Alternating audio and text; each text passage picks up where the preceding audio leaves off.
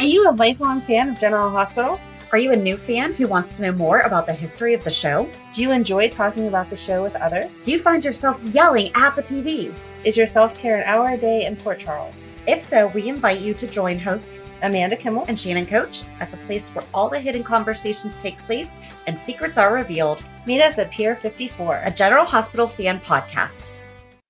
Hello. Hi. Welcome to the Port Charles 411. Today we are talking with Janelle. It is a fan spotlight. However, I think that this might be the first one of something that we have been asking for is for people to write in like their own 411. Yes, exactly. I was going to say we could make this all about Esme fan view. Yes, because I think that when we've done that ask, it's been more of a tell us a storyline you've loved or a character that, you know, similar to like our storyline, but do whatever the heck you want. Write us a super long email that breaks down. It was like we're in court. She's like, here is my presentation of why Esme is faking. And I was like, yes, I hadn't thought of that. It was great. Yes. So if you remember a few weeks ago, we shared that Janelle had written in about is Esme faking her amnesia? And we weren't going to do it justice by doing it during the Port Charles pipeline. No way. It definitely needed its own 411. So we hope you enjoy our conversation, listening to Janelle share with us as to her thoughts on is Esme faking her amnesia and some other thoughts that we had along the way. Hi. Hi. How are you? Good. How are you? Doing well, thanks. So nice to meet you and know what we're talking about today, too. I know. My essay, right? Oh, my goodness. I was like, no, we have to talk all about this with you. We couldn't just read it. And Yeah. Well, I appreciate you guys taking the time to allow me to share this thought with you.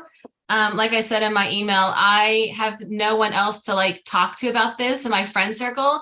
And so I literally sometimes I'm talking to myself, which is ridiculous. Anyways, so yeah.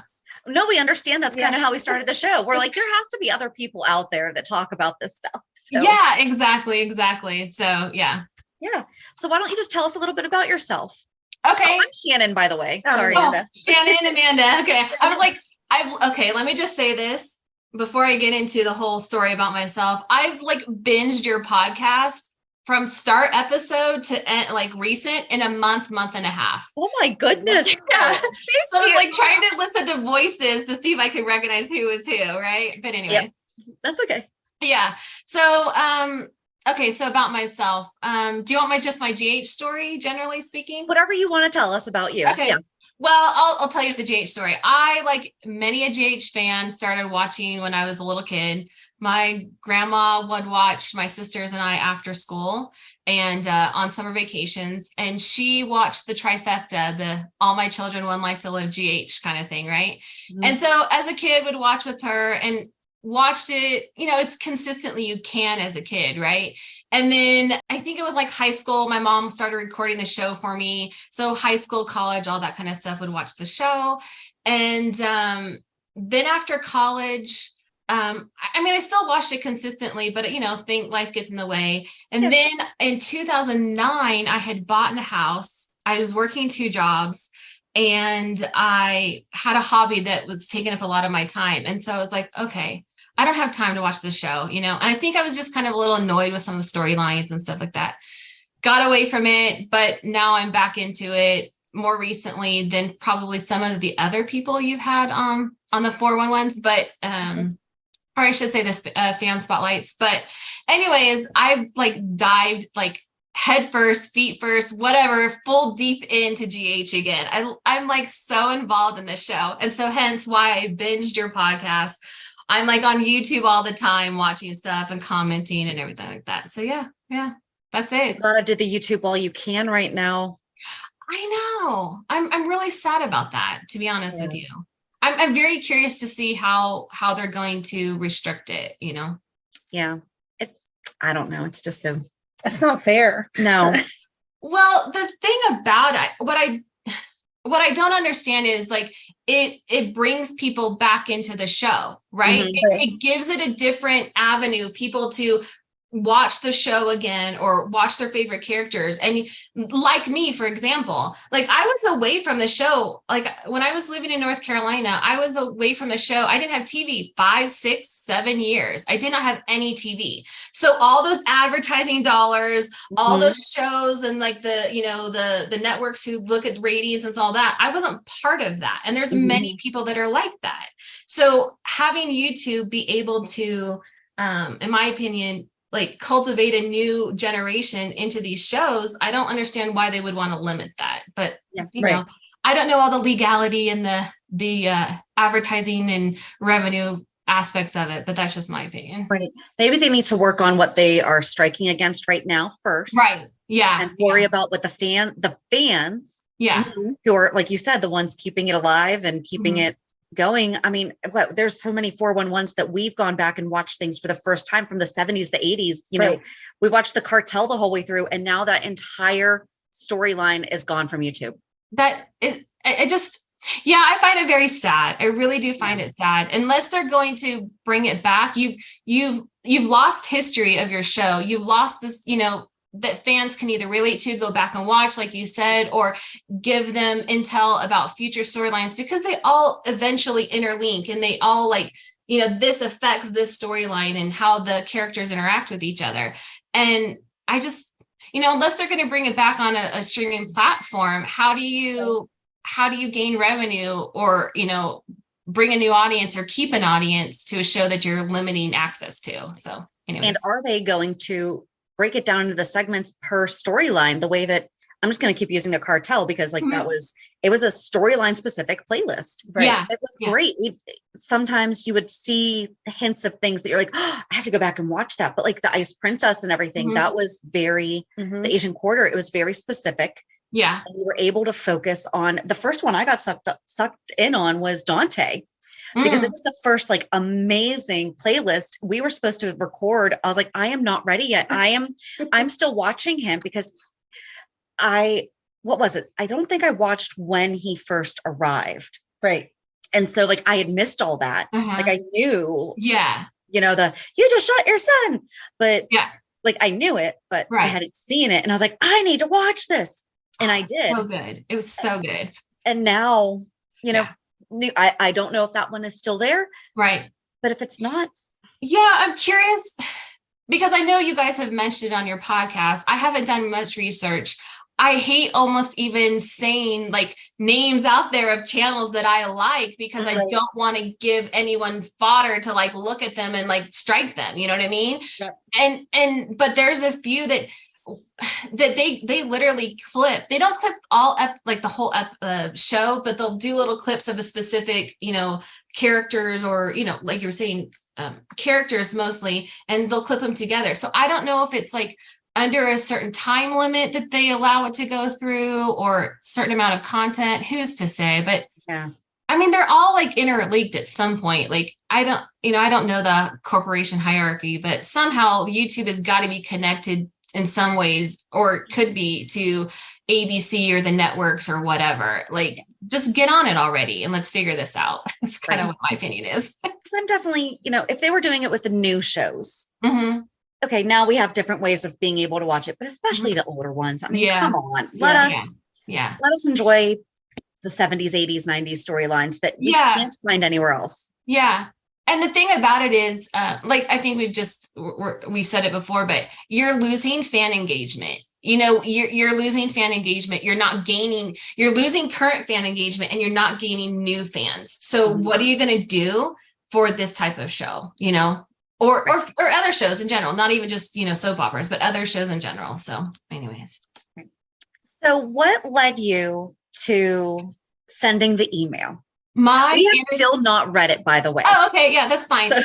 I reprinted it just to like make sure I can follow along with what you're saying, you know, kind of thing. Or as I was going to ask, do you want to read the email to us or do you want us to read the email and you can add to it? How do you want to do this? I'm fine with either way.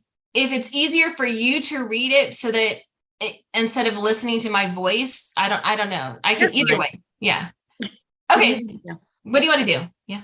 I think you should read it to us. That's kind of what I was thinking. I would love for you to I'll read so it. that way we can react. Right. Okay. Like I need to hear your feeling with it. Okay. Okay. I have it up in a screen right now. I'm going to minimize that. There you go. Full experience. Yep. Full Tell experience. us the story. Okay, so how did I get into writing this dissertation? So what started out was my love of this ship, Sprina, Trina and Spencer. I mean, it's one of the reasons I got back into the show as like deep dive as I did. I love the slow burn of this like relationship from the moment they met to the adventure in Greenland. And I feel like the actors who portray those two characters like have such an amazing chemistry with each other and who they interact within the show, you know, generally speaking. And I feel like if the General Hospital can maintain being like a show on the air, that they have this build up to a long, like a list of super coupledom, like Sam and Jason, like a Luke and Laura. I really feel like they have the chemistry with each other. They have like family history basis now. So anyways, so I had written a longer version of this email to you guys. And it was my analysis of Spencer's character and like, as he's like come into the show again, right? Because I didn't watch the previous Nicholas who played the teenage Spencer. I didn't watch him. And so I've just known this guy as Spencer as is now, right? So I'm kind of taking what he says and his interpretation of the character and some of the history I heard from your guys' podcast. Anyways, I had done this like character analysis of him, of Trina, of their friendship group, of everything. And I'm like, okay, that storyline is almost kind of come and pass. It influences what's happening, but they've kind of had this big arc, right? The Sprina thing. And now we're like going into a new phase with this. Is Esme really freaking faking her amnesia or not? You know? And so that's where I'm like, to me, there's these little nuggets of information. And I just needed someone to like bounce ideas off of and share it with. And anyways, so that's what led me to writing the email. And so again, I appreciate you guys taking the time to go over it with me, I guess. Yeah. Okay. So do you want me to start? Sure. Okay. So I'll start with this paragraph. Okay. I wavered back and forth on whether Esme is faking her amnesia or not. For a soap opera, the juicier story would be that she is. Even better, key characters directly affected by her amnesia start believing her and fall for this redemption arc, but then have it all fall apart when it's revealed her amnesia was never real. Because let's face it, that is the juicier storyline, right? Yeah. And I feel like I've heard someone else say this, but I personally feel like they are trying to redeem Esme because she was such a nasty character. I don't know what you guys think about that. Oh, she was. Yeah. She was. I don't feel like she was ever really given a fair shot in life.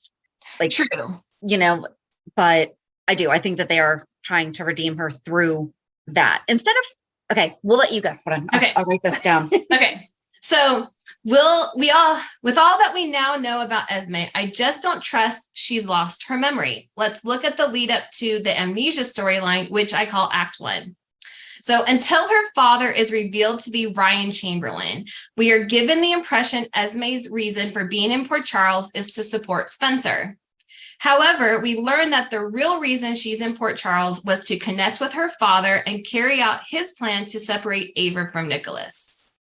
We also discover that Esme was sent to the same boarding school as Spencer for the sole purpose of getting close to him. Once she's infiltrated Spencer's world, she can carry out Ryan's plan.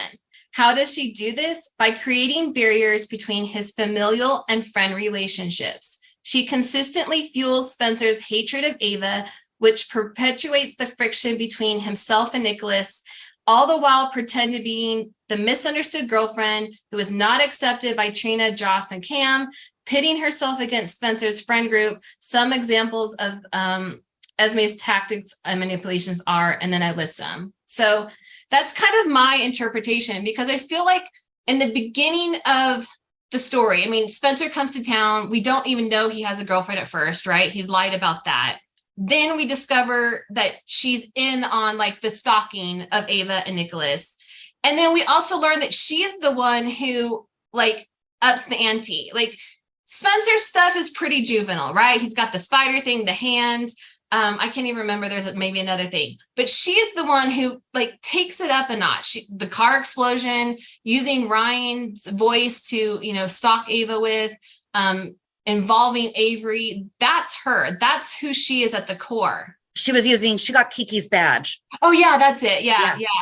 And so I just feel like she's on that next level of manipulation, a higher level of manipulation than Spencer, like, I think at the core, he really wants to remove Ava from his father's life because he wants his father back. I mean, he said it repeatedly, but he doesn't want to do it like to hurt anyone per se. Like it's almost a juvenile reaction, in my opinion.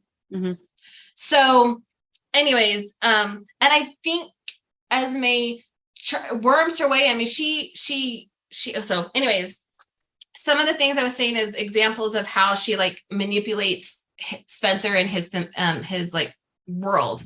So she uses Spencer's feelings of abandonment, hurt, and anger to manipulate him, and believing their shared experience of being estranged from their families created this bond between them. Like she does it all the time. She uses her death of her parents and like Nicholas's fake death against everyone, and uses that to like bond herself and create this fake loyalty from Spencer to her, essentially is how I see it. Yeah. Then I have upping the ante on the stalking techniques, which we talked about. Like she's the one who does that. But then when he actually confronts her about this, he does this a couple different times. He says, why did you do this? Why did you go that far? She doesn't really answer his question. And she basically just like claims it was all in the name for him and like to do his bidding and stuff.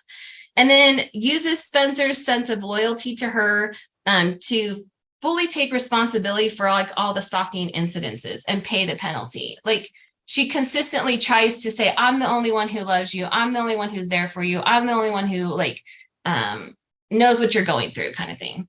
Yeah, kind of more like Stockholm syndrome almost. Yeah. I feel like she's trying to isolate him a lot of times from his father, from Ava, from his friend group. She encourages Spencer's hatred of Ava, and yet at the same time tells Nicholas she's trying to encourage Spencer to create or work on their relationship. She talks out of both sides of her mouth, even in front of Spencer, she'll do this. She'll, privately talk to him about encouraging his like hatred of Ava and this whole like perpetuating this whole scenario. But then when they're, in a conversation with Nicholas, if Spencer's even there, she'll be like, Spencer, you just need to give your dad a chance, work on this relationship. That's how I interpreted it. Anyway, Let's see. She lies about her reasons for wanting to be at Spring Ridge and manipulates both Kevin and Nicholas to gain access, obviously to see Ryan. She drugs Trina and frames her for the revenge porn. She tries to pit Trina against Joss and Cam for that. And then she fakes a pregnancy scare with Spencer to keep control of them. Like, I feel like in a nutshell, all of those things are her way of enacting Ryan's plan and isolating Spencer from anyone that can kind of give him a different perspective of what's going on, what he should be doing, and her relationship with him. Yeah, I mean, because Ryan was doing that kind of stuff too, back when he was doing that to that nurse. Remember the one that he wound up killing her. He was using her. Yes, the one that he beheaded. Yeah. Or choked with a scarf or whatever. Yeah. I don't remember her name. No, me neither. I don't remember her name. I don't remember. Yeah. I want to say Dawn, but I feel like that is so wrong. I forget where I was going with that. We were just talking about isolating someone, kind of thing. And that's just how I interpret her. Like all of her actions were a way to just basically, in my opinion, isolate Spencer and keep control of him so that she can like enact her real reasons for being in Port Charles. So then I say Esme uses charm, sense of superiority, sexuality, perceived loyalty, sympathy, aggression, lying, and gaslighting as tactics, depending on who she's interacting with, for the purpose to manipulate the situation to her benefit. I mean, this chick has no boundaries at all. She was willing to do anything and everything, in my opinion, to keep control of the situation, to do anything so that she landed on top, essentially. I think gaslighting hits the nail on the head. Yeah. I mean, forget Stockholm syndrome. I mean, it's Yeah. Yeah. I mean, she did it with Spencer. She did it with Nicholas to some degree. She did it with like Joss and Cam and Trina all the time. Like whenever they would try to get her to like express true feelings or true like motivations, she always would like gaslight them. It's crazy. Okay. So then I say Esme's jealousy of Trina distracts her from Ryan's goal, and her attempt to remove Trina from Spencer's world blows up in her face. Like that girl was jealous of Trina, so jealous of her. Yep. And I think she came to Port Charles with this sense of like, I gotta enact my father's plan. This is what I'm here. This is what I'm doing. And maybe she had some lukewarm feelings for Spencer, but I don't know. I feel like it wasn't necessarily, a full real relationship. I think it was like, I can't have Trina intercede what I'm trying to do and step in and break that bond between us. That's my interpretation. Yeah, because I mean, Spencer gave her access to. Yeah. Because if Trina came between the two of them, she'd be out. She'd be out. She wouldn't have access to everything. Yeah. Yeah. So so Trina's so I said she attempt to move Trina, blows up her face. Okay, there's a line by Ryan that I find is absolute gold. He says to Esme, "You played with those wayward children like they were spiders in a jar, and now you're paying the price." So this is basically where the revenge porn thing has come to light. Trina's been exonerated. Not quite exonerated. I think they're going to go testify, and she's like stalling or whatever. And he's basically pointing out like your jealousy has caused this problem. Your lack of control of the situation, and like the character Ryan has such great lines, and I thought that was really good. Mm-hmm. It was a really great line, and it almost like it was a really great analogy of like what she was doing. She was treating them like these playthings, and now it's biting her in the butt, essentially. Yep. When she went off script. Exactly. Yeah. Esme comes to the realization that she's lost control of Spencer. We see Esme and Spencer arguing about the trial and framing of Trina. It's in this argument Esme shouts she never loved him. And I think that was the first time like there was an inkling to Spencer that his relationship may have not been as real as he thought it was. Yeah. Like he doesn't know the full story yet. He doesn't know everything that's gone on or going to happen or, whatever. But I think at that point he realized like, okay, maybe she wasn't as in love or wasn't as real of a relationship, kind of thing. So I said at that time, I think the audience is led to believe this is a scorned girlfriend upset with her boyfriend who is essentially picking at another girl over her. However, after the big reveals of Esme's connection to Ryan and how long she's known he was her father, we as an audience understand the lengths Esme will go in order to enact her father's plan. Like, I think it's that moment where like, oh geez, this girl is cray cray. That's my opinion. We definitely talked a lot about how crazy we think Esme is. Okay. So then I say, I believe Esme thought she was been a better manipulator than she actually was. When all has come blown up in her face, she goes to Ryan for guidance. I think it's at this point Esme comes to realize that Ryan was manipulating and using her. It's in these scenes at Spring Ridge. We see sort of standoff between the two. Esme starts to question Ryan's love and need for her. She's upset Ryan never asked what she wants, which is to find out who her mother is and that she's willing to do whatever it takes to get that information. Because at this point, Ryan doesn't truly know who her mother is, right? That's what I remember. No, he just didn't want to admit it because he called her a different name. You're right. They went by different names to each other. But I don't know if he really didn't know or if he found out after the fact and then just let it go. That's a really good question. Yeah, I don't think we ever actually got the true answer to it. Because that's what, when he and Heather were face to face, that's when we found out that they had each exchanged different names. He told Esme that her mom was some woman he had just had like a one night stand with, and she had flown away to like a different country, right? Right. Yeah, that sounds familiar. But it would be interesting if that was like an excuse he gave, because Ryan's a liar and a manipulator. But if he was using that, like withholding that information from Esme to manipulate her and to like use her because he couldn't get out of Spring Ridge at that point, right? Right. So was he withholding that information and lying about it or not is the question. Darn it, we're never going to get that answer. No, we're not. Okay, so No, he has to be dead this time. I'm sorry. Well, maybe Yeah. Heather could tell her. Or she could find letters. Yeah, something. Heather's still alive, so Heather could say, "No, your dad knew. That's he true. found out afterwards." Because yeah, I want that answer now. yeah. But I do remember you're right that they knew each other as different names, essentially. Right. I do recall that now. Okay, so it didn't happen when they were on screen though.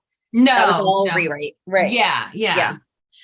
So in that line, I was just basically saying, I feel like Esme was so desperate to find out who her mom was because she, like you said before, she didn't have the greatest childhood, right? To me, there's suspicion about how her adoptive parents passed or died. And so it's like, she's wanting to have this connection, this familiar relationship and know who her mom is, because I think she has rose-colored glasses on who her mom could be. Like, if I just know my mom, things will be better, and all that kind of stuff. And I can build this relationship. And I think she is to some degree jealous of like Joss and Trina and Cam and their family relationships and the support they get there. So anyways, I just think it's interesting how much emphasis she was putting on trying to find out who her mom was, even while she's trying to enact this like plan that Ryan has put her in charge of essentially to carry out. Maybe she was looking for a way out because maybe she thought she had no choice but to be like Ryan. But if her mom was good, she would have redeeming qualities in herself. Yeah, maybe. Because she just told Heather what our bloodline does not determine who we become. Right. But that might have been something that she just had to learn on her own instead of, because so what I had jotted down was it would almost be more of an interesting story for her redemptive story is if she was so scared by the fact that, oh, shoot, these are both my parents. Right. And maybe done the research and found out even more about both of them. And that had like scared her into, okay, I need help. How do I change my life around? Right. And having no one to go to and having something, it could have avoided this whole getting pregnant by Nicholas thing too. Right. And I think that's interesting because we're, past the storyline, but she's like in Alexis's office talking and she's scouring through like all the boxes and stuff. And, Alexis basically lectures her essentially as like, you need to do the work, you need to find out what's going on, this and that, whatever. And yes, I'm a Cassadine, but I've worked to like remove myself from that, kind of essentially breaking the bloodlines per se. And I feel like in a way that goes against my theory that she's faking her amnesia, but it could be part of the story, you know what I mean? Of like this redemption arc, essentially, kind of thing. I think it's interesting that they had Alexis kind of give her that piece of information or that kind of like guidance per se, which leads her to go see Heather. Yeah. Anyways. Okay. So let's see, where did I leave off? We were talking about her mom.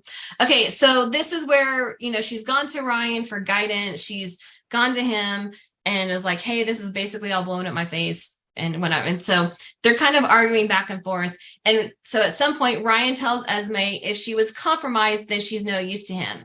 Again, kind of to me, highlighting the fact that he's using her. He's using her as a tool or a tactic to get what he wants. And at that point, Esme threatens to throw Ryan under the bus and leverage information about him to avoid jail time. I mean, it's a pure on threat. She tells him, I'm going to throw you under the bus. I will say anything to avoid jail. And then they argue back and forth, essentially throwing barbs at each other. And Esme ultimately says she would never betray or leave him. And Ryan says, there's pretty much, he threatened her basically saying there's no place she can run or hide in that he wouldn't find her. And I mean, that's kind of a scary tactic, knowing what she knows about him at that point. Yeah. And I've also wondered, I don't think I included this in the email, but I've also wondered how much does she know about Ryan? Because I was just thinking about that as you were saying, yeah, like but you right before you said that, that's what I was thinking, because she has the opportunity now working for a paper Mhm. to get access to Right. that. 'Cause you're right. How much does she really know about Ryan? Well, and I also think you can look things up. I'm sure there was many a newspaper about Ryan over the years, and the articles written about his exploits and his situations and the murders and everything like that. But reading it and interacting with someone, Right. two different things. And if she felt like they were in like a partnership per se, and almost like an equal, and then he turned around and was like, no, you're not my equal, you're my tool. So now I'm going to use you. And if you don't do what I say, I'm going to bring harm to you. I think that's completely different. Yeah.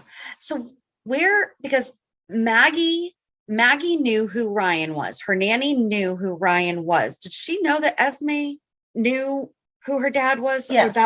That's what, but she learned that from Sam and Dante, right? Right. Maggie, is that what she learned? Because Maggie had told her not to keep looking, not to keep digging. Because at some point she told Maggie, I know this is my dad and he's right here. And Maggie said, stay away from him. Yeah. So Maggie probably knew the whole story, but she didn't know that Esme had learned or even made contact with. We need a letter between Maggie and Heather to know if there was everything on the table or not. Right. Because in the letter that Spencer found between Maggie and Esme when he was searching for evidence against her, I remember there's a part in the letter that he reads or recounts that to someone that says that they're communicating, and Maggie says basically, stay away from your father, he's no good. So she knew, and she knew Esme knew. And to what level did she know that Esme was interacting with Ryan is the question. Right. Yeah.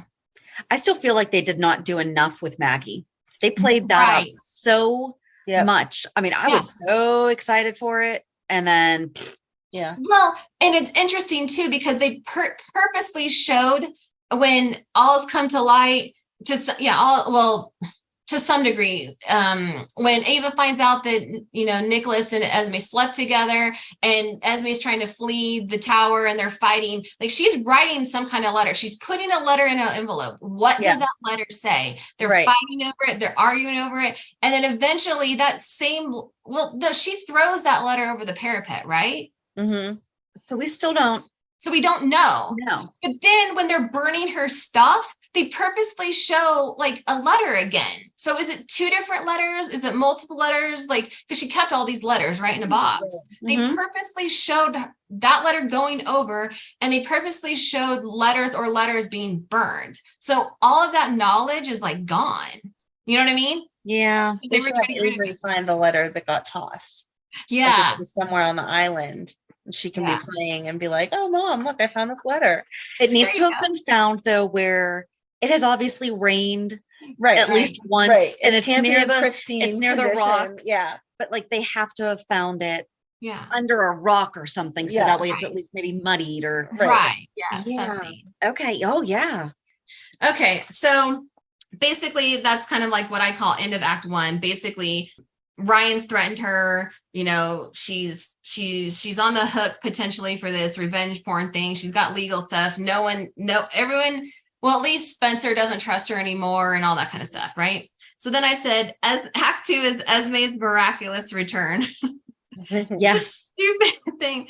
Anyways, so Esme appears after being thrown or falling off the parapet, sneaking around town, spying on people. During her time of recovery, I call it recovery, Esme has plotted and planned her next moves. Her motivation is shifted. While previously she was about enacting her dad's plan, now she's back to get what she wants. We see this when she makes her first reappearance to Ryan. She seems bolder in her dealings with him. She reminds Ryan that she's no longer doing what he wants, that changed the moment she slept with Nicholas. And I believe she's come up with a plan to scheme, manipulate, blackmail, etc. Nicholas, Spencer, and anyone else in that group she can to make sure she lands on top. I think her going over the parapet was like enough's enough. It's my turn now, essentially. I wonder if she called him daddy in that conversation. Ew. I didn't pay attention. No, because when Right, no, like because she idolized him, right. and so no matter what he said was, God's word. And so every sentence she would end it with, okay, daddy, and it was disgusting the way that she said it. But that showed the admiration, like, right. whatever you say is golden. I don't remember if after that shift she still called him daddy or Why not. don't you go back and watch and mark when she stopped saying daddy? You're right. I mean, that's a good point. Like you're right. That was her way of showing that admiration, that like terminology, using that term. Yeah. Okay, when she's eventually caught by Nicholas and locked in the tower, it's here where we really see Esme's true nature. In these circumstances, she has nothing else to lose. She's willing to say or do anything to get out of the situation. I also think she's getting a perverse sense of joy in seeing how far she can manipulate and push Nicholas's buttons. They constantly argue, blaming each other for what has happened, pointing fingers at each other. Truths are shared by Esme that, in my opinion, shocks Nicholas, because up to that point, I don't really think he understood how manipulative Esme truly was. And I give a couple examples. The two to me that seemed like the most relevant to that are the one where Nicholas poses the question to Esme in an argument saying, how was I ever snowed by you? And her response is, like father, like son. So yeah, she fully admits that she was manipulating Spencer the entire time. She was manipulating Nicholas, and she's just throwing it in his face. Like, you both are like little children to her, like just following along kind of thing. And the second one I thought was interesting was, so she's held captive in the tower. She references the baby as her ace in the hole. In those same moments, as she's talking to her belly, she states, I know how to pick them. Just wait until you meet your brother. And she has, in my interpretation, a very condescending look on her face. Like, she has no high opinion of Nicholas or Spencer at this point, like at all. To be fair, I would not think highly of someone who locked me away either. Right. Valid. Right. Or slept with their son's girlfriend. Okay, but also, despite her manipulation and everything, she is still a child. I mean, she really is. Like, she's very, very immature for the stuff that she knows. She's still very childlike. True. Yeah. Nicholas knew better. I mean, she absolutely knew better. She absolutely knew better. But Nicholas should have had, and not like there is a limit where it would have been okay. He had like half a glass of bourbon. Right. Like, well, not only that, but I feel like they in that whole story arc, from the moment Spencer walked back into like the stalking thing to the time he's basically knocked on the head by Ava, they've written him so dumb. They've written him so dumb. They changed his character so much. Like, he has been the one who's hired someone to kill Aiden, right? He's been the one to manipulate other circumstances and enact certain plans, whatever. And now he's this 18, 20-year-old girl is manipulating him. I think I don't remember exactly when it is, but there's a line that the Uncle Victor character says, something about her being a vindictive Lolita. Like, this young girl to this, older man, and he's like snowed by her, and she's using her, innocent sexuality towards manipulating him. And it's just crazy how dumb they wrote Nicholas, and it drove me nuts, because I don't think Nicholas from 5 years ago would have put up with any of that or believed any of that was going on. I think, though, at the time he was more focused on repairing his relationship with Spencer. And even if this is what Portia should be doing, even if you don't like the boyfriend, girlfriend, you don't outwardly attack them. So maybe he was just kind of putting blinders on and was like, okay, Spencer's been hurt. I don't like this girl, but for whatever reason, he thinks that he loves her. I need to get him to realize that this is not a good situation for him to be in, get him to see his own self-worth, that he deserves better. Right. And it'll kind of just like work its way out. Right. Meanwhile, Esme is completely manipulating all of the insecurities that Spencer has, as he seems like such a confident young man, but he has that hurt little boy inside of himself that my dad pretended to be dead instead of coming back to me. Right. Well, I think later on in the show, or in the story, there's a conversation between Trina and TJ, and he expresses that, he says, Spencer was this precocious young kid, he was a prankster, he's precocious. He had this like way about him. And part of that is just his personality, but the circumstances he was raised in, and, the wealth and the titles and the family thing that he had as a Cassadine. Right. Mm-hmm. But at the end of the day, he was a lonely kid. He never had a mother figure. His father was inconsistent. And yes, he puts on this almost bravado of who he is, this worldly character. But at the end of the day, I think he really does feel hurt and abandoned and lonely. Mm-hmm.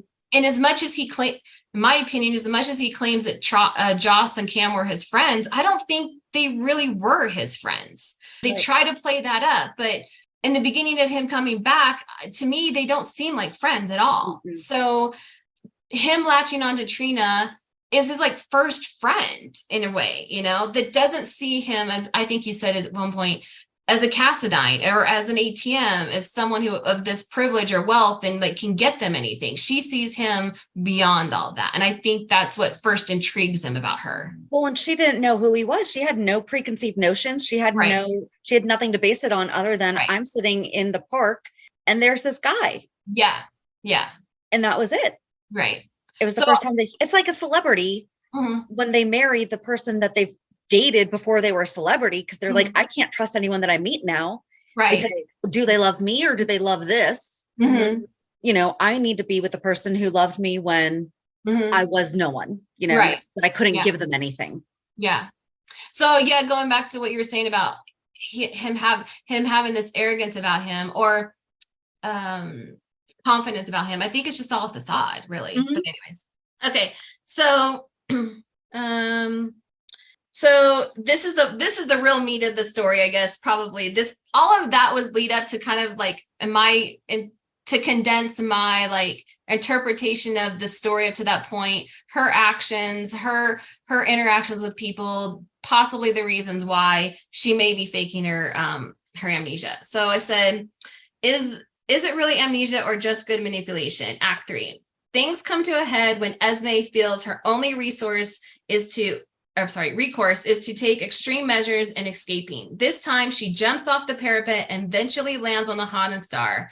Okay, first of all, I'm asking this. Why now does she get amnesia? Okay, because she fell off it before, she didn't have it.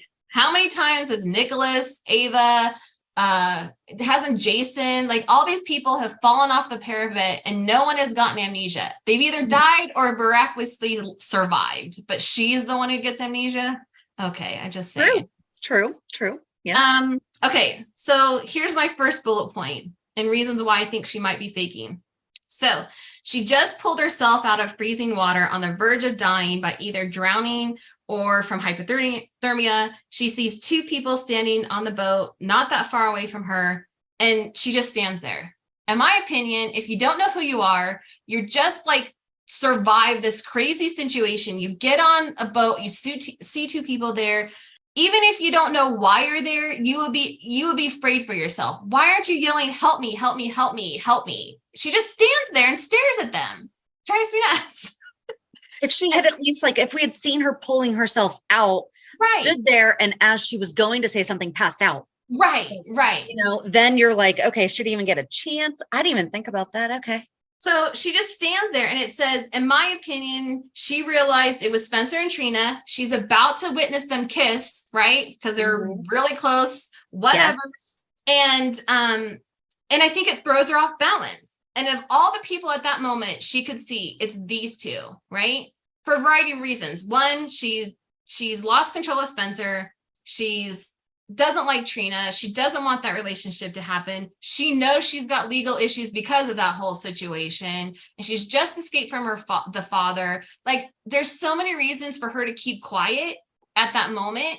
And not one is it the fact that she's lost her amnesia, or she has amnesia, in my opinion. Okay. Second.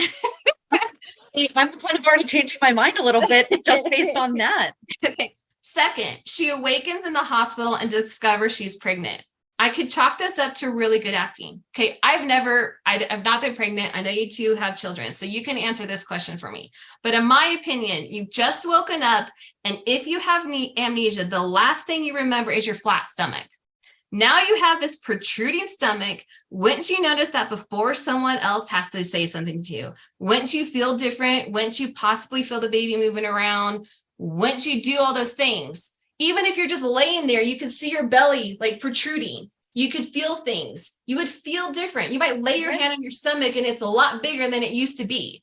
So if you have amnesia, wouldn't you be wondering what the frick is going on rather than someone telling you? And it's not like they excused it away by they have her on so many medications or anything like that. Because maybe, or if she were in like the Curtis position right now where she can't feel her body, they could have excused it away that way. Right. Yeah.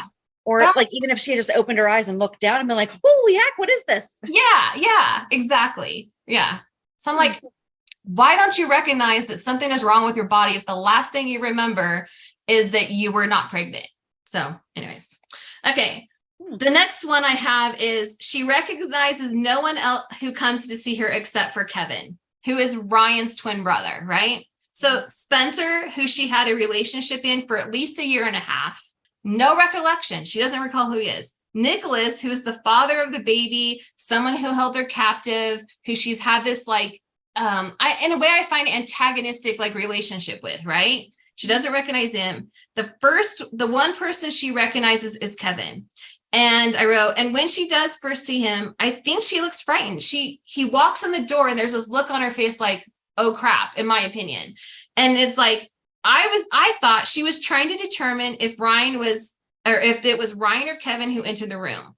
Once she's confirmed it was Kevin, she can claim a vague recollection of a memory with no real details. She can say, oh, he looks familiar for some reason, this and that, whatever. The one thing I didn't go back and look was to see if his hand was covered, like his arm. If his arm was covered, then I think it leads more like credence to her trying to determine if it was Ryan or Kevin. Yes. If it wasn't, then okay, maybe it leads more to like she has this familiarity to a face but doesn't know. But so I didn't go back and look at that. That's one thing I didn't do. But I'm curious now. Yeah. Okay.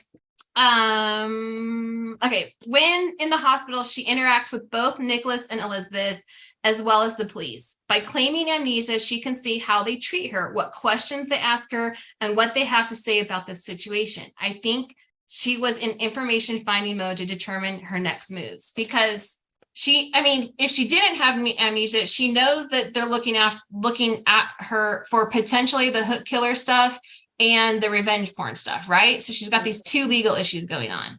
So she claims amnesia. She doesn't have to face that. And then I think she's also trying to figure out what Nicholas and Elizabeth would be doing because they've held her captive, right? So she could use that against them, right? And say, hey, they've been holding me captive and like bring legal action against them. But I think she's really trying to figure out what her next move is, and like playing amnesia up allows her time to see what everyone else is going to do first. Yeah. That's my interpretation of that. Yeah. Okay. Then fast forward, and I said, is Esme really shocked by the actions Ryan and Heather take to escape Spring Ridge? Maybe, but it could be that while she knows of Ryan's infamy, and this is what I was talking about earlier, she knows of Ryan's infamy, she's never experienced it directly or saw how evil he was in her presence. It was all a theory and what ifs. To be confronted with that in your face, I'm sure is completely overwhelming and shocking. Up to this point, she has claimed amnesia, so why not continue? This way, if they are caught, she can blame him. Remember, she previously told Ryan she would have no problem throwing him under the bus to avoid jail time. I think after that, though, she would be even more scared. If she just watched him stab someone. True. That just happened to be in the wrong place at the wrong time, wasn't really...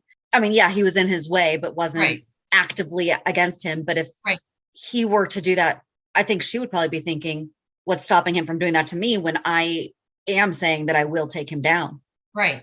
But if she plays that up, she doesn't have to say that, right? She can just pretend that she doesn't know who he is. She can be scared still, obviously, right? But she can still say, I don't know who you are. I don't know why you're doing this. And then hopefully get out of it And so that when he is caught for stabbing someone or whatever, she's not implicated in any way. Mm-hmm. Okay. So, I mean, it's either way is right. Yeah. Possible. Yeah. The baby is delivered and the name she gives it is Ace. When asked the reason, she says, it just came to her. Okay, I can't get back the fact that previously she called the baby her ace in the hole, and now she's named it Ace. Right. I just can't get past that. Okay, so taking the baby to jail. While the law is on her side, as a mother, shouldn't she be acting in the best interest of the child? The baby is going to become bonded to her. What happens if she ends up in jail for longer than 18 months? Esme knows that she has legal issues, and while she's pretty much cleared of being the hook killer, she still has the pending revenge porn allegations to deal with. I think Esme knows her only leverage is to keep the baby with her. She sees how this impacts Spencer, Nicholas, Laura, and others, and I think she knows she can use the baby against them. Like, I'm not a mom, and I understand wanting to have that bond, but I guess it's the matter of thinking rationally and emotionally, right? Emotionally, she would want to keep the child with her, and she has the legal right to do it, right? Mm-hmm. But rationally, if she's going to be held in jail, this baby is going to be bonded to her for 18 months and then ripped away. Right. And the psychological impact on that child would be so great if that circumstance was to happen.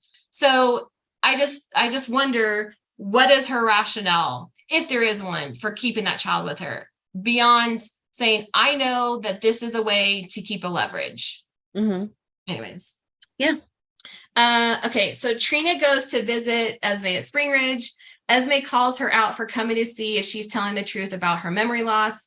While there are no overt statements or indications that Esme is lying, it's my impression there is an underlying aggression or passive aggressiveness in their interactions. It's like Esme has this mental thought running through her mind the entire conversation. You can't touch me if I don't remember anything you said I did.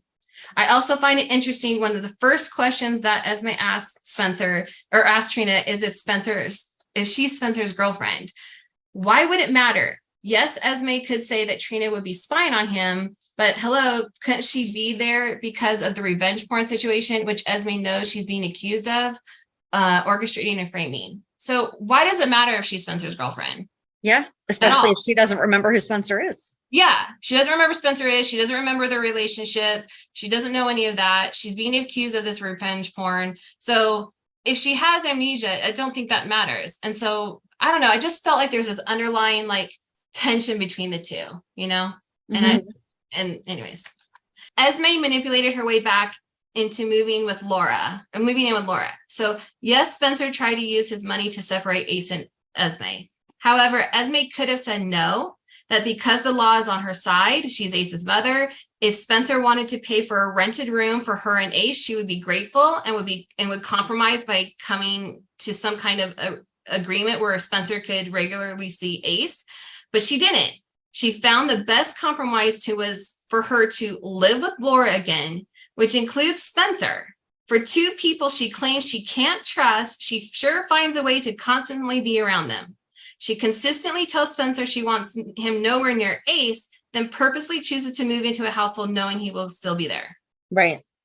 Yeah. Sorry. No, that's fine. She's persuading you because you're like, no, I think she really doesn't remember. No, I'm trying to give you opportunity to talk or say other impressions. But okay.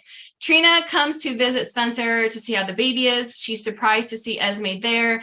Esme is real quick to remind everyone in that room, Mommy found a way for us both to move in. I wrote that a little weird, but anyways, it reminds me of all the times that Esme would refer to her and Spencer, that they did this or did that, using couple terms. There was just, again, a passive aggressive undertone. Yeah, that's how I felt. She did that the other day whenever Curtis got shot, and she was like, if Spencer and I can do anything for you, they are not a couple, stop it. Yeah. I just felt in that moment.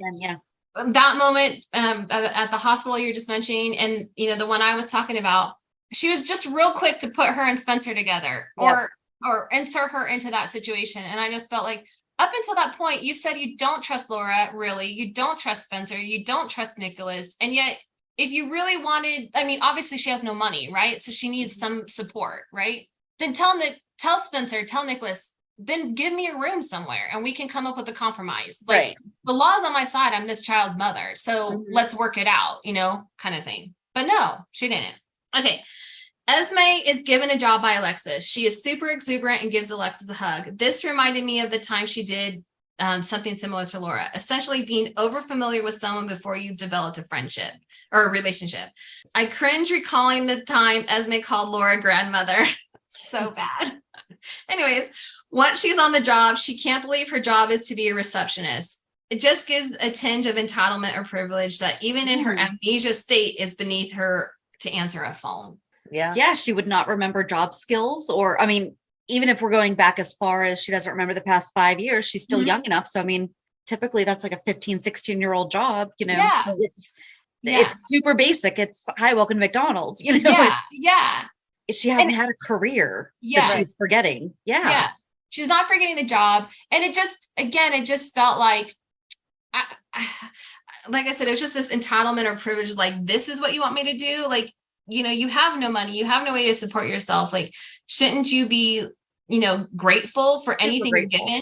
Yeah. So anyways, it just harkened to me, the old Esme and how she acted, anyways.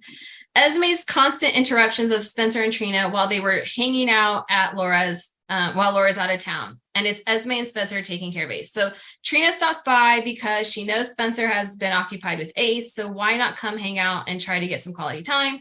At first, Esme says she'll take care of Ace and give them space, but at every turn, she finds a way to interrupt them. For them, the simplest task to find a pacifier that's the only one in the house, to demanding Spencer help put Ace to bed by singing to him. She put no real effort into taking care of Ace on her own. It felt like every 2 minutes she was interrupting them. They could barely finish 2 sentences before she walked in the room. I just felt like it was an old tactic, Yeah. Yeah. So one of my second to last things is Esme trying to take care of Spencer after he's beaten up. She twice just walks into the room without knocking. She Why is that? For someone you supposedly don't like, why do you care, essentially, So after seeing the issue, she, okay, fine. She gives him the ice to help recover and all that stuff. But he clearly said he didn't want her help. So I just felt like walk away. Why do you keep inserting yourself into his life is kind of how I was saying, what I was trying to say there. And then, okay, the most recent thing was going back to what you said earlier, Amanda, about how she kept using the couple terms after, Curtis was shot. She's basically been told, okay, she tells Josh or Spencer, one of them, to tell Trina, hey, I'm thinking of you. I'm sorry this happened to your family, whatever, and implies that she's going to walk away. But as soon as Josh antagonized her, she's like, nope, I got to go down and insert myself, and uses the couple terms again. Yep. There's no reason for her to be there. Yeah. Right. And even, have you watched this past week's already? Yes. Okay. So yeah, even this week with the wanting to take him to the park, it's one kid, you're going to the park. You don't need someone else that you say you don't like to be around, and you don't like your kid around, to come with you to the park. And then he says, let's go to the pool. And she's like, oh, okay, that's great. Blah, blah, blah. Right. You don't need him to be helping parent. You can co-parent without being together 24 hours a day.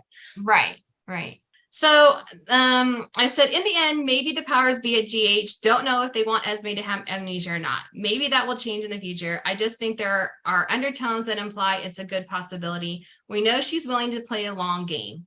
She did that for 1.5 years with Spencer. She's willing to play a very long game to get what she wants.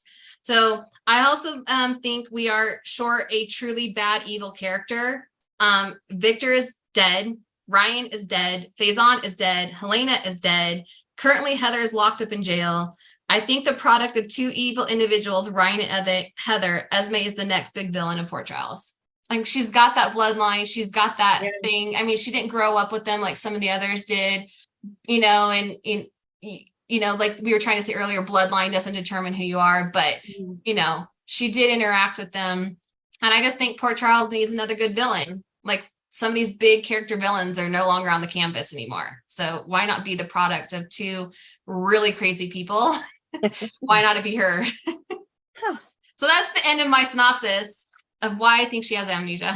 I like that there are some breadcrumbs that you have. It could go either way. Mm-hmm. Yeah. And that's what they can reference is the things that you've said. Yeah. I don't know. The stuff with Spencer lately, I feel like my daughter was 6 months old when my ex and I separated. Mm-hmm. And I didn't date for a long time. Mm-hmm. So I was just like lonely, you know, and after the kid goes to bed, you're like, there's no one else here. Yeah. You know, so I feel like that's where she is with okay, let's go to the park. Oh, you want to come with us? And you're saying that we should go to the pool? That's how I'm taking that is he wants to be part of the brother, like being the brother.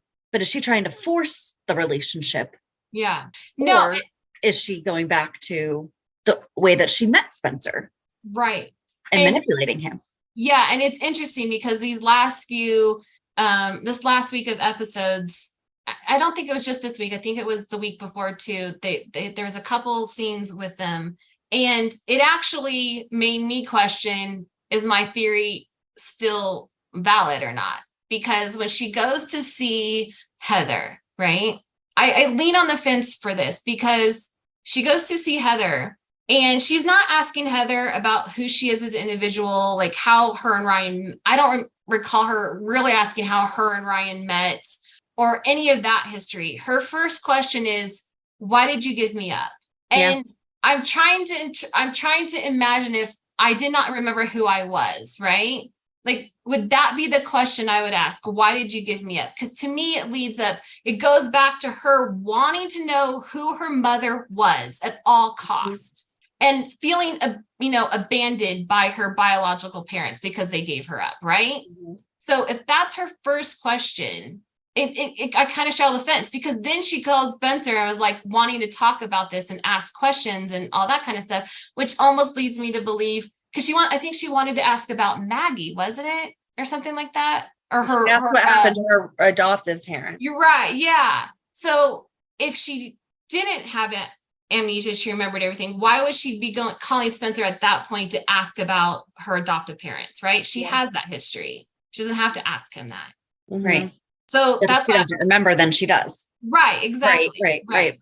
So that was one point where I was like, okay, you're getting me, Jade, you're getting me, right? And then, like you were saying, in the most like recent ones, I feel like she wants like a companionship, and it may lead to a romantic relationship with Spencer, and she's using Ace to get to that, because she knows that he's there only for the baby, essentially. Right. So, but the verbiage she's using when she's talking to Ace right now leads me to believe that she doesn't remember the past. Like she doesn't remember that. It could be how they're writing the story or how she's portraying it or the words that are being used. But yeah. So, like I said, these are my points of like, nope, she's definitely faking. And then these last few episodes, I'm questioning it. And I still think that I could still say, well, the writers don't know.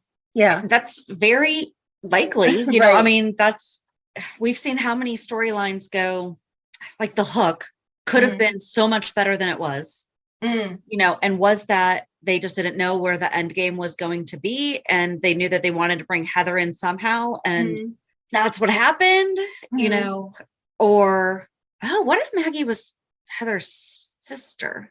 I don't know where that just popped in. No, because you feel like Esme would have said, oh, you look like Maggie. I don't know.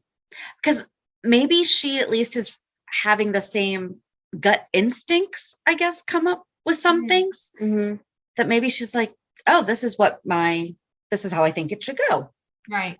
Like my natural instinct is to do this, react this way to whatever. Right. Yeah. Yeah. Yeah. No, I think that's where it is, like somewhere in the middle, because whenever she told Spencer that she never cared about him and that there was no feelings there, I don't believe all of that. I think that she fell for him, but she doesn't want to admit that she was being vulnerable because she was supposed to be acting out this plan. And so I think, like with first loves, there's always that remembrance of them, even if you're not around them. And I think that that's what she's sensing when she's around Spencer is that she knows that she cared about him, and that's where the jealousy is coming from. So I think that she doesn't remember the specifics of everything, but that there's definitely parts that she remembers more than she's letting on to, and she's pulling back because she doesn't want people to know that she's guilty of the things that she was guilty of. She wants everyone to think she's a new person. So almost like a subconscious remembrance of her, right, whatever feelings she had when like they were in a relationship back in the day. Yeah. Gotcha. Yeah. I mean, that's valid, Yeah. I mean, because, some of my bullet points was like talking about whether or not she had feelings for Spencer or not when, when she first came to town or whatever like that. I mean, I think on some level you have to have some type of feelings for someone, right? To be in that kind of situation for so long. But I don't think it was her priority. It was like, I hate to use it, almost like a bonus. You know what I mean? Like she knew she was wanting to do this. She knew why she was going to the boarding school. She knew what her like game plan was per se, and what she was tasked to do, and why they were coming to Port Charles. But it was almost a bonus that like, okay, yeah, I like this guy. To some level, I like him, but I'm still going to do this. I'm still going to manipulate him. Kind of thing. Anyways.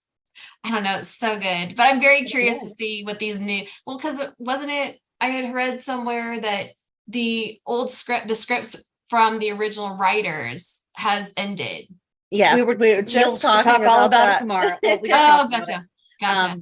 Because there was an article that we read that it was, okay, so are they actually on the new scripts yet? Or are they in the process of writing the new scripts? Because one of the writers said my last episode was the 20th or something like that. So it's like, okay, was that everybody's? Or I mean, we don't know how they write necessarily. So was it she wrote up until this point, and then we still might have a couple weeks of the rest of the original writers? That's how I was taking it. The way that the article said it, I think they meant that the new writers are in now writing, but we won't see that material until like the middle of September. Because that's what the article said, was we won't. But I saw the same thing as you, and I think you said that you did as well, that Tuesday was supposed to be the new episodes with the new writers. And it did feel like that because it felt totally different. They moved stuff along so much faster.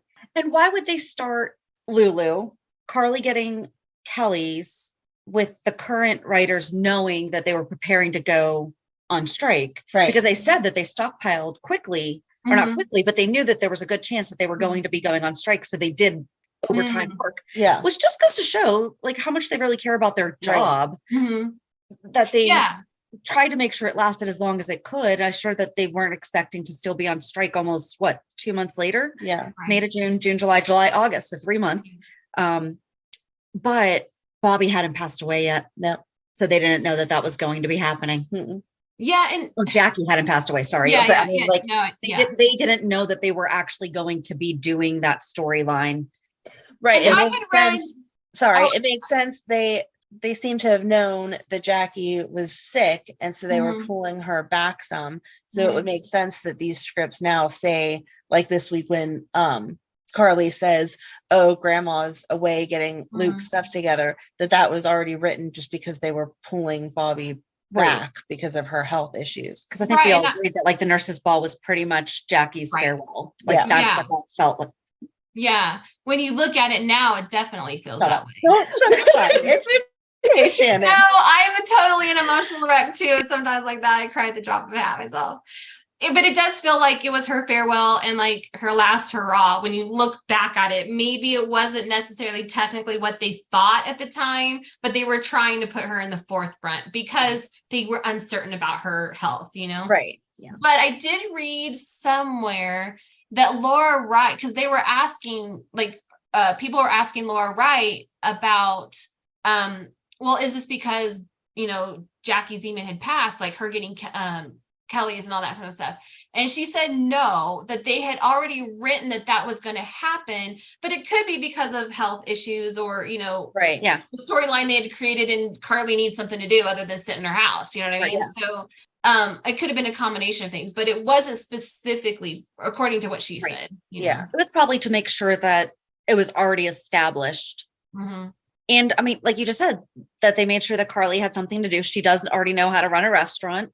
Right. So, and it's the family business. I mean, it makes sense. Bobby got it from Ruby. Right. Or from Luke. Luke Yeah. got it from Ruby. Yeah. So that's Joss did not seem so excited that is her future, that she will one day inherit it. So maybe we can just give that to someone else, because Joss is not my favorite character. To me, if I had a friend like Joss, I wouldn't need an enemy. Like, so we'll just leave it at that. She drives me to Donna. Yes, let's let Donna have it. There you go. Donna can have it. Donna and Avery. Yeah. Yes. There you go. There you go. They can have it. Yeah.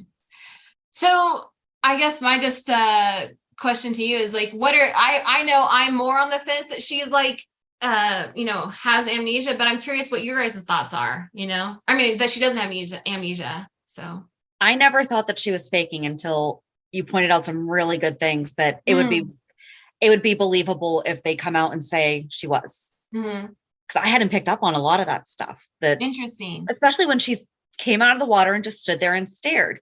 But could it have been shock? Because that's the thing, they can explain that away, right? Or they can say, no, she was surprised to see them almost kiss and just didn't react, and she didn't have amnesia. So like that really could be either way, right?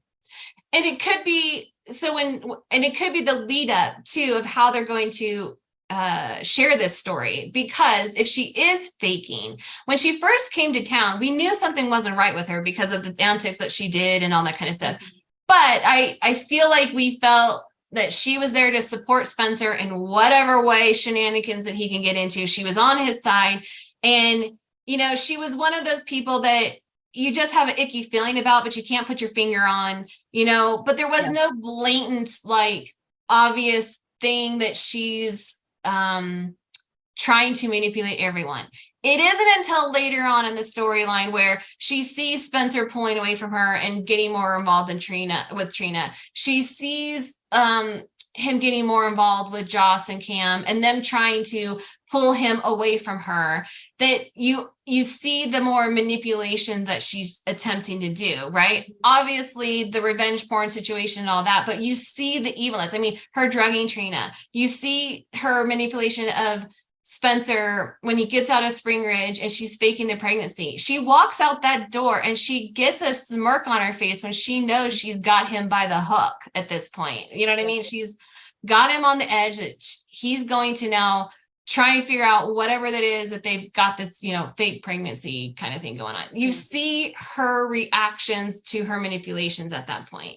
And so my point to that is right now, they're not showing that, they're seeing her converse with Spencer a little bit. They're seeing her comment, talking to the baby, but they're not seeing that next step like they did before.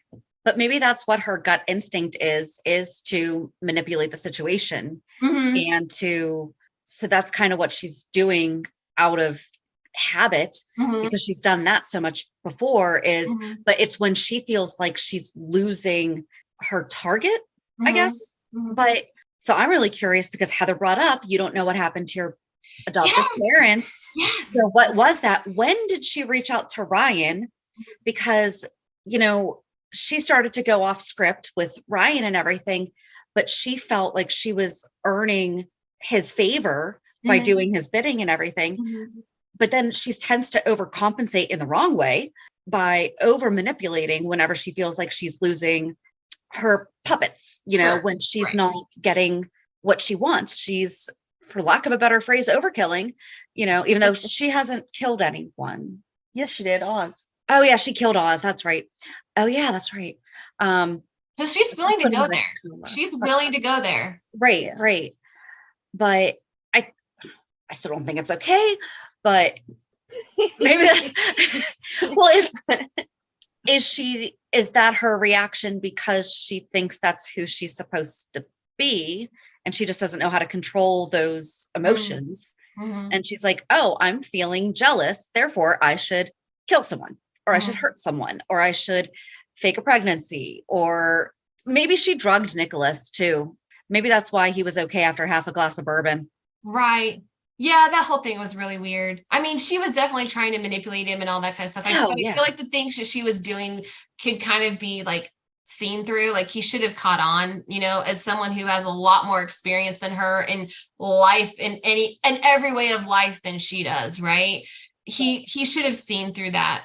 And he's been manipulated by women before. So, I mean, it's not like he's never been taken advantage of.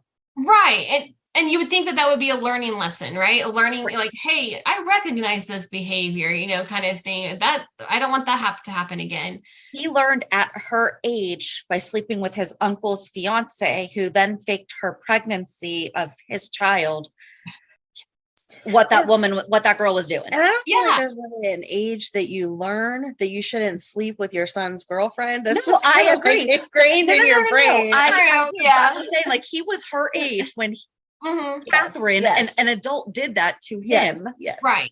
So he learned very, very early on, this woman is going to do this to control me. Right. He didn't see that. I mean, Courtney didn't do that to him. No. Gia didn't do that to him. God only knows what the heck he and Liz were doing. But Ava did. How did Ava? I just feel like Ava... They were locked away together and they bonded. She still got everything that she wanted. I think they both manipulated each other. After he cheated on her, she got what she wanted. Yes. I'm pretty sure she would have preferred her husband hadn't cheated on her. That's just my gut feeling. Yeah. Well, I think they both walked into, Ava and Nicholas both walked into that relationship trying to manipulate each other and gain like power over each other. And we're using each other. It developed into whatever type of love that they had for each other, and I think there was a line that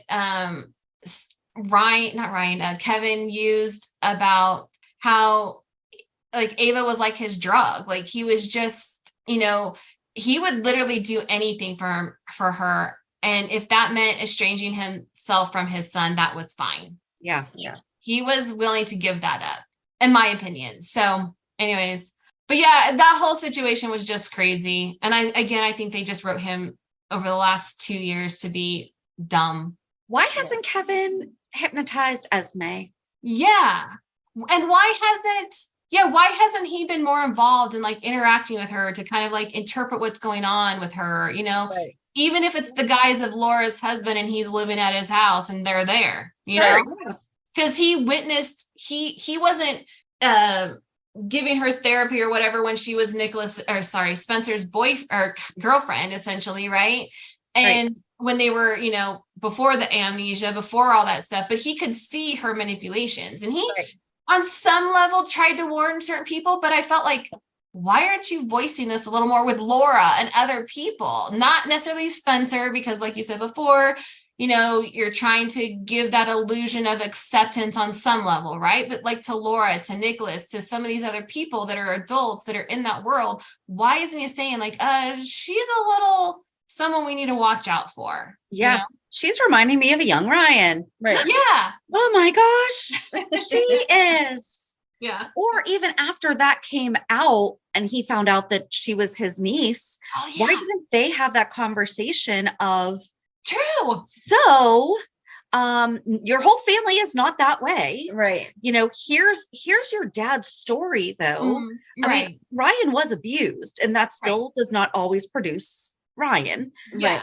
But he could have really given her some backstory as to what happened in Ryan's life to quote, make him the way that he is, that led him to make the choices that he made, or that influenced the choices that he made, I guess. Right. Because even if Martin was like, well, you can't give her therapy or whatever reason, right? When he was, involved. Fair enough. That's a conflict. Yeah. Right. But he could have said, I'm her uncle. I can still give her information about her family. If she truly doesn't know, I can give her information about her family as her uncle. I'm not going to give her any kind of therapy or anything like that. I'm here on a personal level, not on a professional level, Right. It still would have resulted in something, And I agree. Now, why was he excluded from all of that? That seems weird. Yeah. And then, not that he does not get in Laura's way. I don't feel like it's, especially where Valentine's there.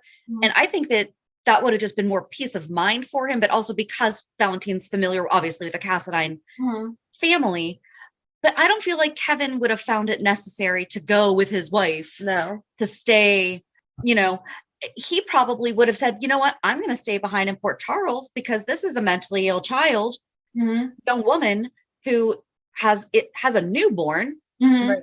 who, I mean, yeah, there's instinct and everything. However, if she really has amnesia, perhaps she doesn't remember certain things although she has educated herself really well. And she's like, nope, no, I've read the books. I've Right. this, that, and that, so, and that's what kind of makes me feel like she's not, because she's really focusing on being a nurturing, loving mother.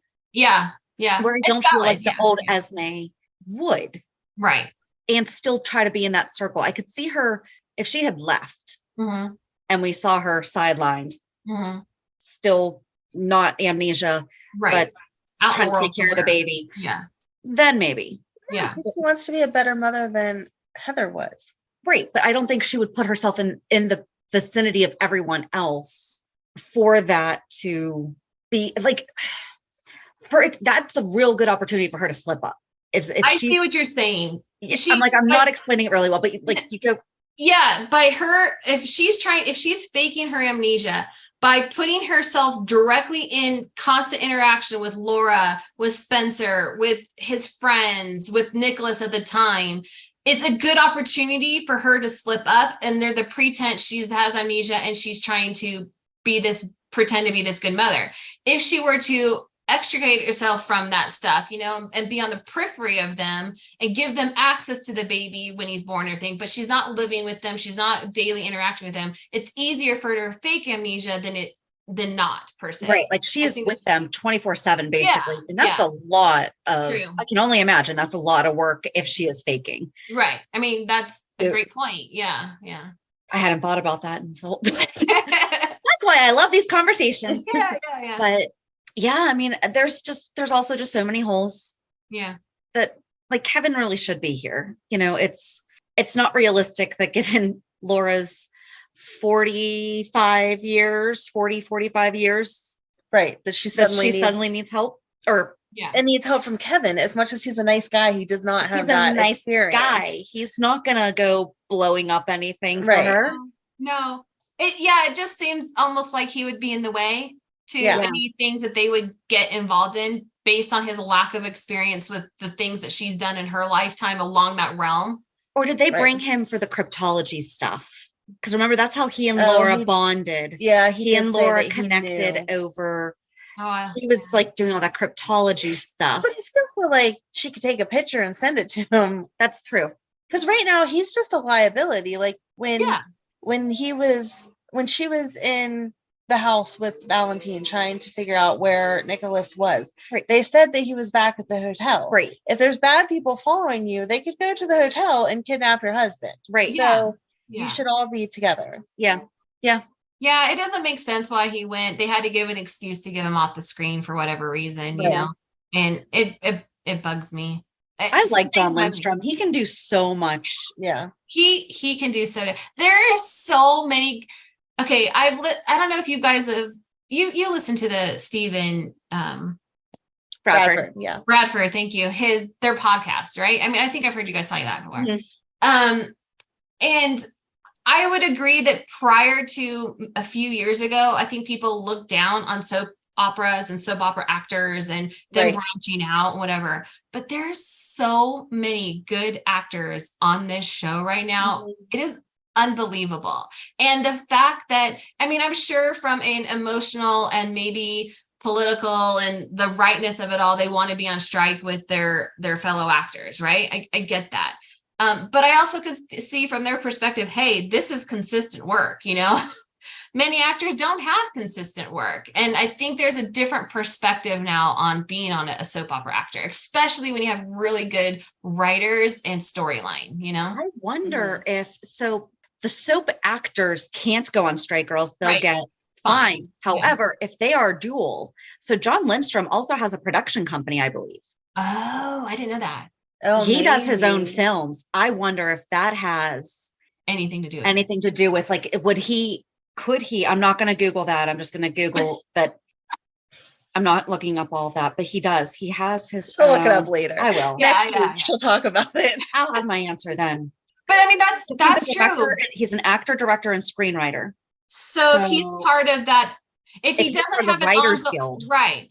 like, and is he, I don't know if he's contract or reoccurring status. Does that matter? Like with this whole strike stuff and everything like that, does that matter?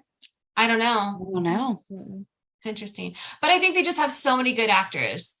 Maura West, she's amazing. She's phenomenal. You know, obviously Jeannie and Maurice Bernard and, you know, some of these other ones, but they have some really good upcoming actors too.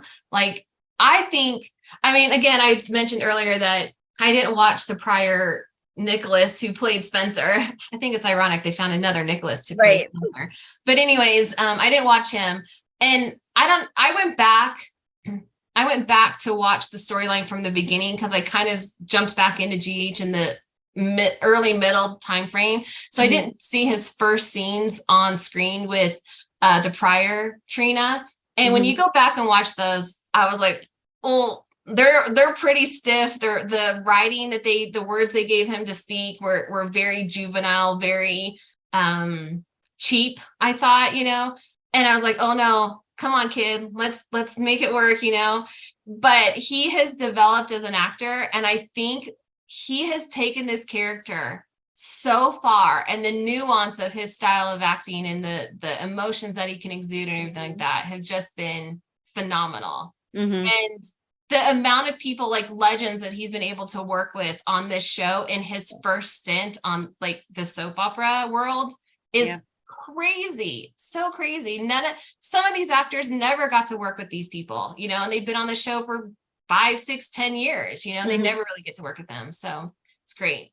But I just, you know, in lieu of all the strikes going on, I hope that more people are drawn to the soap world, you know, so that it doesn't go away. You know? Yeah. Here's hoping. Yeah. Here's hoping. Yeah. So yeah, it's crazy. What others, you were talking earlier about the Portia and her like distaste for Spencer. You mentioned that. Yeah. What are you guys thinking about that storyline along coupled with like the Curtis kind of thing going on? I think Portia needs to focus on her husband and forget about the fact that, not forget about it, but I mean, she's already expressed her concerns with Trina, and Spencer has spoken to Portia. Like, there's no hidden conversations. There's nothing that has not already been talked about. How about we let Curtis, you know, she needs to focus on that and stop trying to meddle with her daughter. I disagree. She needs to focus more on Taggart to make sure that his drinking problem doesn't get out of control. And leave Curtis alone because he doesn't want her help right now. He needs to get over the fact. We both agree that she needs to leave Trina alone. Oh, she definitely needs to leave Trina alone. But she needs to Taggart was not an option. She needs to leave Curtis alone because he needs time to process the fact that she hid his daughter from him for the past 20 years. And Taggart also needs to process that, but I feel like she would be better serving him to talk through it with him and make sure that his alcohol issues do not turn into a serious problem again. Right. Yeah. She should have been in the room while Finn and Curtis were talking, and then that would have been like a light bulb. Marcus has an alcohol problem. Yeah.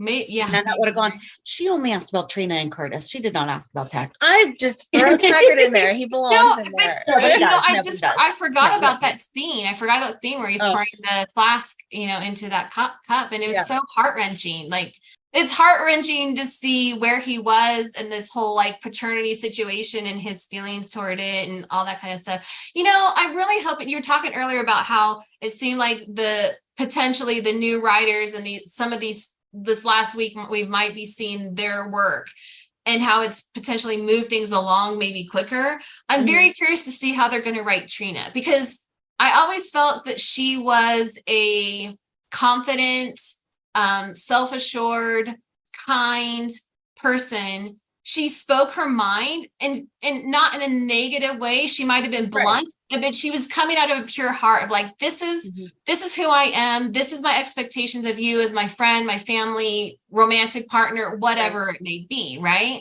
And I feel like since they've gotten back from Greenland and the whole Ace thing has come to like forefront, they've almost made her like quiet.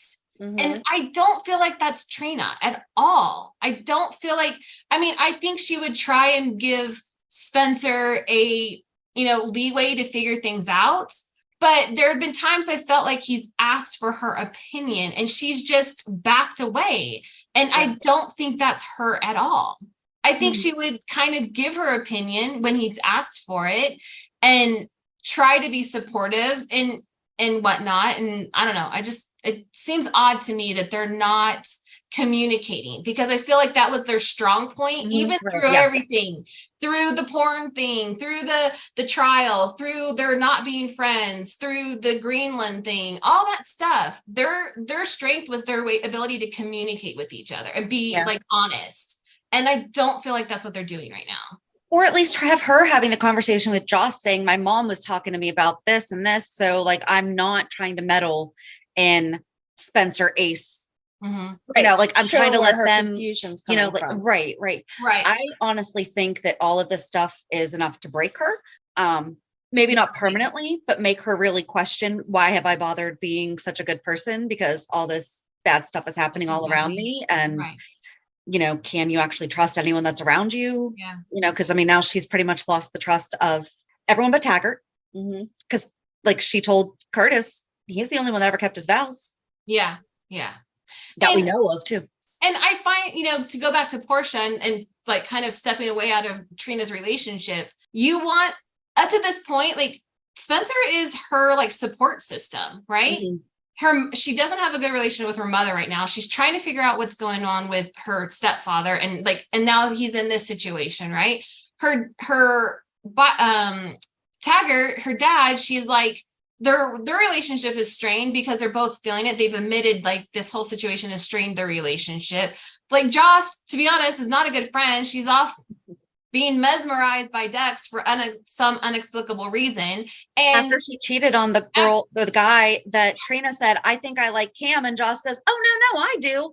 Swoops in, takes him, and then cheats on him the second that some other guy with a six-pack comes by.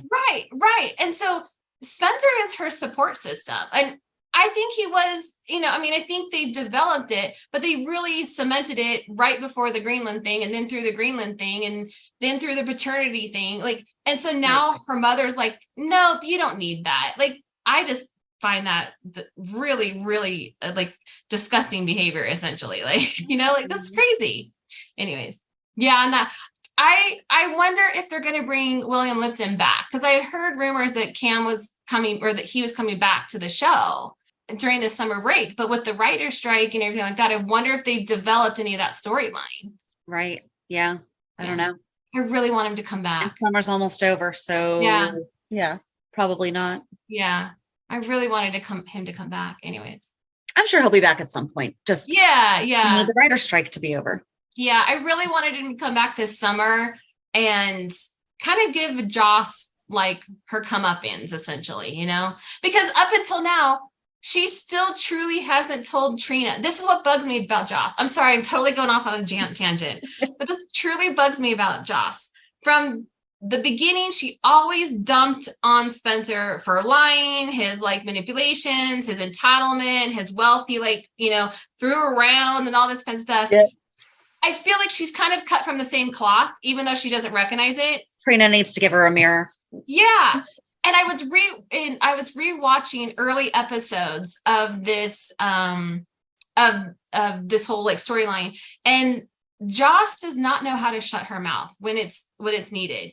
And there's one point in the story where I think Esme truly, she's had this conversation with Laura.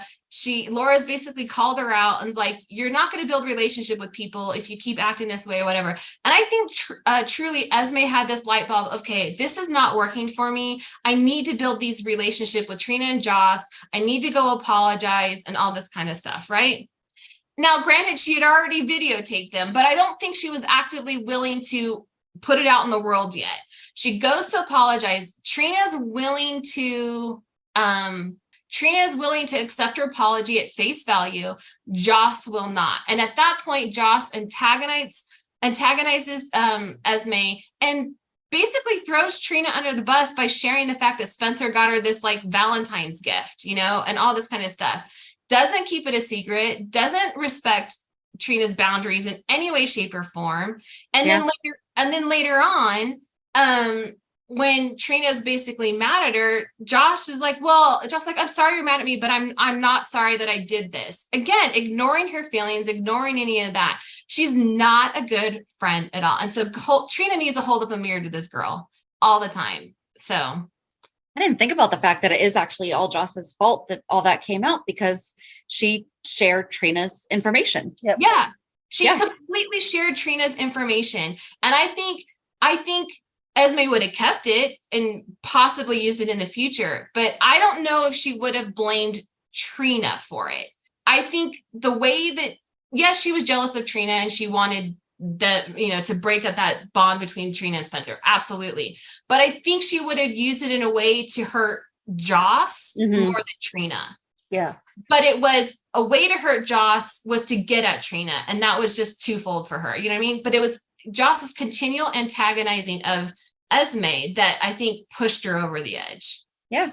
And then coupled the fact that she kept saying, I want everyone to be honest. You need to know the truth and all that. And then, months down the road, she's cheating on this guy who she says is her good friend and not willing to come to tell the truth. And to this day, she still has not told the actual truth of when and how things happened.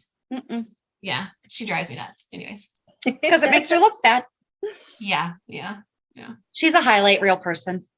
Yeah. And that's, so I listened to another YouTuber who does like small recaps of the show, and he cannot stand Dex and Joss at all. He doesn't like them. And he's brought up points that I've like thought back and I think are completely valid. And he says their entire relationship is a joke because Joss, they ever in the beginning of their relationship, maybe there was like this physical attraction and they hadn't done anything yet. But Josh didn't like him because he was part of Sunny's world and she was revolting against Sunny's world at that point.